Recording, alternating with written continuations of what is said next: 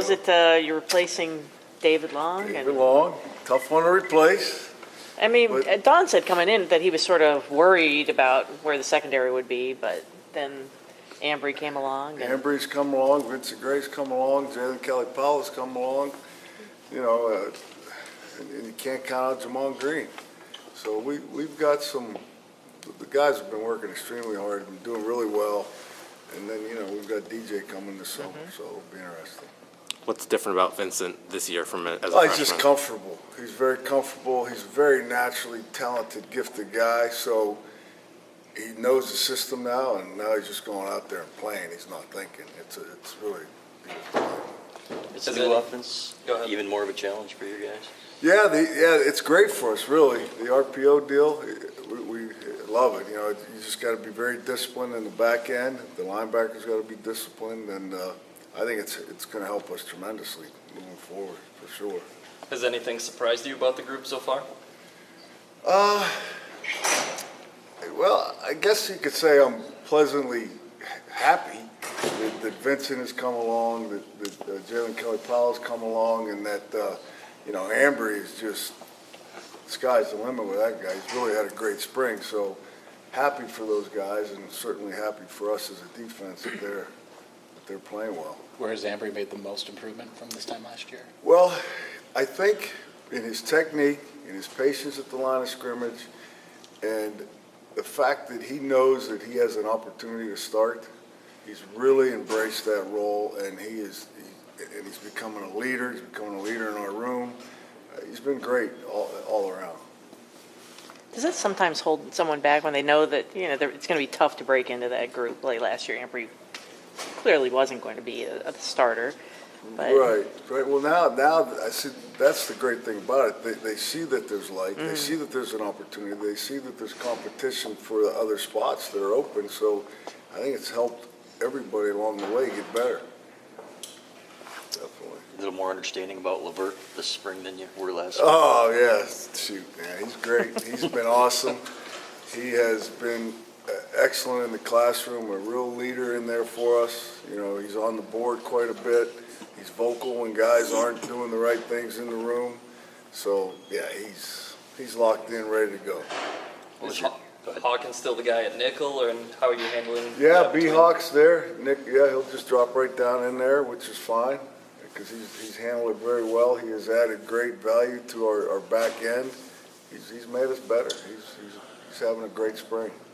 Brad Hawkins. Mike, is Jalen Kelly-Powell, is he a corner now, or are you guys Yeah, he's a just corner. He's a corner and working in nickel too. Okay, Him and both. Brad, yeah. And he's really slowed things down in his mind, and he's having a great spring. He's really competing. He's making great plays on the football, and enjoy having him in the room for sure. I think you mentioned Vincent Gray during bowl prep. When did you first start seeing strides from him last year? Well, I really didn't, to be very honest. You just watch him move physically. He's a very gifted guy, and you just watch his movements. You're like, wow! And now he's putting it all together with his play. It's pretty impressive. I mean, the sky's the limit for that kid. You didn't mention Miles Sims. What's he got to do to get in there? Yeah, Miles, he's just got to be more consistent. You know, he put together a couple of nice practices, and he just kind of, you know, he just got to stay and get better every day. He's got the skill set. He has it. He's just got to get consistent. What are your early impressions of Jalen Perry? Jalen, young. You know, and I keep telling myself, hitting myself on the head because I don't want to. He should be at the prom. You know, and he's here with us now, and he's gifted. He's got the skill set, but he's still in high school, and you know he's got a little ways to go catching up, understanding the speed of the game, the technique that we use. You know, he's a gifted athlete in high school. You know, you just go out and you can cover a guy most of the time, and here it's not that way, and he's just got to learn our way of man on man. What's the advantage of having a guy like that enroll early instead of coming in? Well, he's getting all this under his belt now, so he'll walk in the fall. He won't have to go through the bridge process, school, and you know, hopefully with his mind, he's a very bright kid. He'll retain all this, and just be able to walk in and have that under his belt and feel very comfortable, feel a little more comfortable than he did walking in here raw, green as hell. Now at least he's got the system under his belt, and know what he's getting into in the fall. Well, what's that conversation like when a guy's decided whether to enroll early or start in the fall? Well, being a father of two Division I players, a father and mother don't want them to go. But as a coach, it's a beautiful thing. It's a valuable thing because, they walk into things. They're not running into it. So they're walking into school. They're walking into weightlifting, winter conditioning, and then they're going to get into spring ball. So it's not piled on them all at once. So it's a nice progression. Whereas when these guys are coming in the fall, it's difficult. School's right out of the gate, and now you're trying to compete for a job, and it's not an easy task. So that would be the conversation. And I get it as a parent, and I get it as a coach. Embry says he's the fastest guy on the team, maybe the fastest. He thinks he's the fastest guy in the NCAA. Yes, he does. I was getting to that, yeah. I mean, he's fast. He is fast. But one of the guys, I think, early on in spring said sometimes the speed can be a problem in man with him. It can be if he doesn't know how to control it. Mm-hmm. It absolutely can be because our guys are taught to stay below a lot of the routes, and once the route gets vertical, you don't want to stick it in the sixth gear right away. And that can be a problem because then you're above it and then you get all the underneath routes and that's where you get in trouble. So, yeah, that could be a problem, but for him, it's not because he understands it. Mm-hmm. So it's helpful. Has he kind of learned more control and that sort of stuff this spring?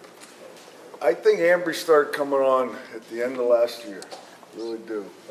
Probably middle to the end of last year, he started figuring it out, started figuring out his body, started figuring out what he can and can't do, and started really understanding our technique, so that was helpful for him. I think last year you had a solid group of three with Vert, David, and Brandon Watson. Do you feel like you have that this year? Absolutely. I think with Vert, Vincent Gray, and Ambry, I think very solid. And then you add to the mix JKP, Jalen Kelly Powell. You feel pretty good about things. Really do. I'm sorry, go ahead. Has it been business as usual in terms of, scheme, what you're teaching, everything else? Are you guys doing anything tweaked this year? No, it's business as usual, for sure.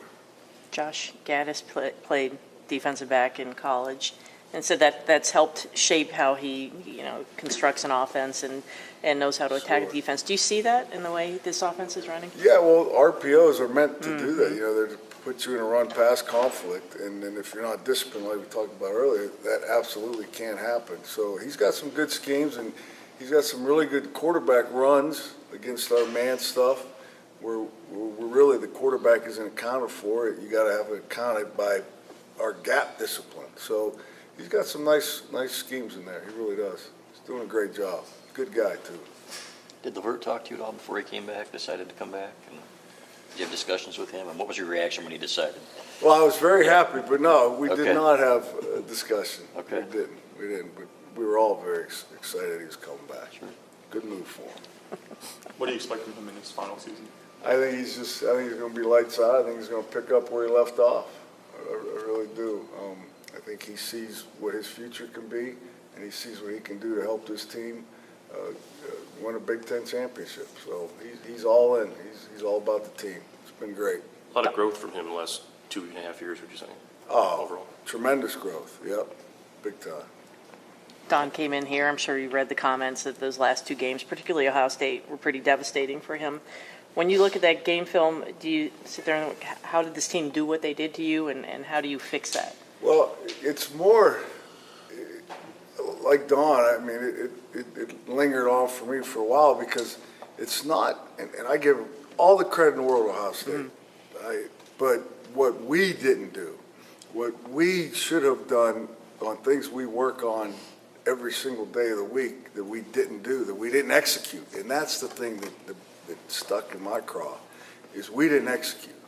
And if we would execute it, a completion wouldn't have been a touchdown, it would have been a completion tackle.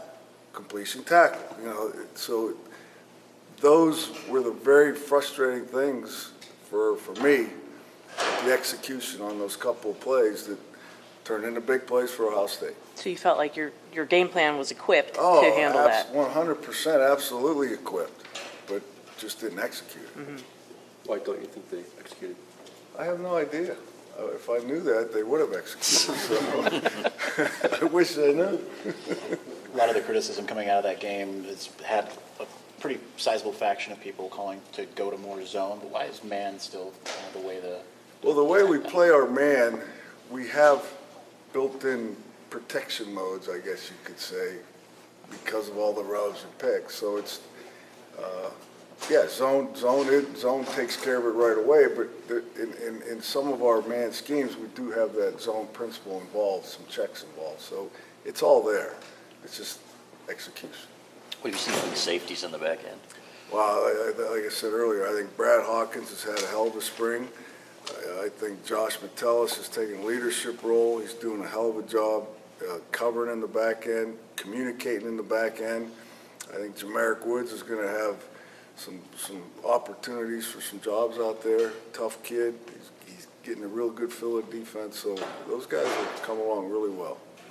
Which receivers gave your group the toughest time in the spring? Well, unfortunately, they're a little nicked up, but little Mikey Sandstrom he's the guy. He's had a hell of a spring. He's fun to watch. He's fun to cover. He's hard to cover, but he's pretty electric. He's a guy who was a cornerback in high school. Yeah, we're still trying to steal him, but being where we are with the receivers, he's best there for sure. Got time for one or two more, if you have it? What makes him so good? Well, first of all, he's very athletic, he's very quick, and he's fast. And when he touches the ball, he's just got this magic. I mean, I've watched his highlight film from high school, I bet 7, 8 times, and it's just fun to watch. Defensively, he's a little jitterbug. He's out there, boom, boom, boom. But when he gets the ball in his hand, he just goes, and he finds ways to break tackles. He finds ways to gain yards and score touchdowns. So he'll be exciting for us. You played some quarterback way back when. Oh, yeah. When Way you back watch, when. I mean, I would imagine you watch the offense. I mean, how are these quarterbacks, Shea and Dylan and Joe, adapting to this? I think pretty good. I really do. I think they all got a pretty good feel for it. Does Shea seem to? Shea's been great. I think he's been a really good leader off the field. I think Dylan has been too. It's an interesting competition. It really is. It's fun. It's fun to watch because as we all know, it brings out the best in all of us. So it can only help. It's been good.